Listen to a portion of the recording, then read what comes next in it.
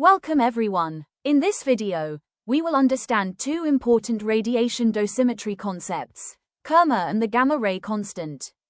These concepts are widely used in diagnostic radiology, radiotherapy, and radiation protection. KERMA stands for kinetic energy released per unit mass.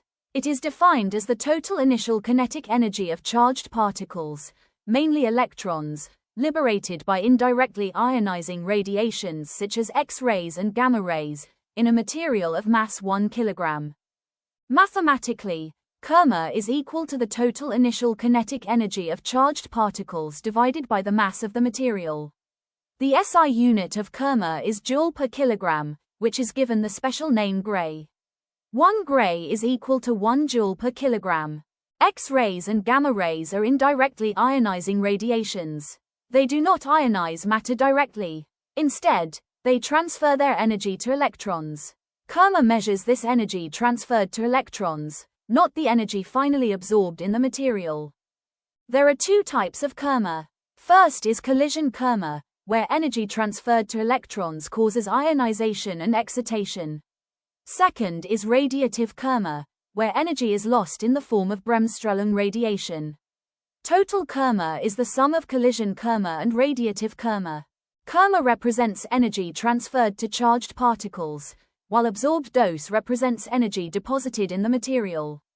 In diagnostic X-ray energy ranges, collision losses dominate, so KERMA is approximately equal to absorbed dose. At higher photon energies, radiative losses increase, and the two quantities may differ.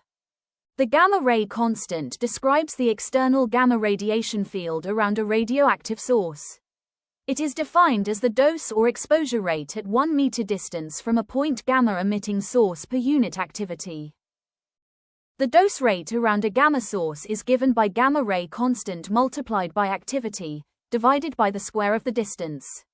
This relation follows the inverse square law, which states that radiation dose decreases rapidly as distance increases.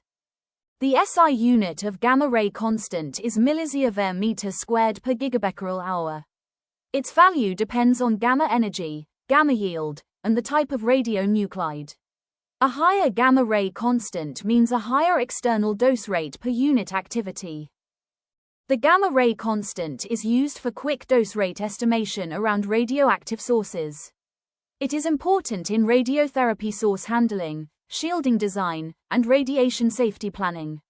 Both KERMA and gamma-ray constant play a key role in radiation protection. Dose rate is directly proportional to activity. Dose rate is inversely proportional to the square of distance. Increasing distance is an effective radiation protection method. KERMA is related to energy transfer, and gamma-ray constant is related to external dose rate. Thank you for watching. If you found this explanation useful, please like, share, and subscribe for more physics and radiology tutorials.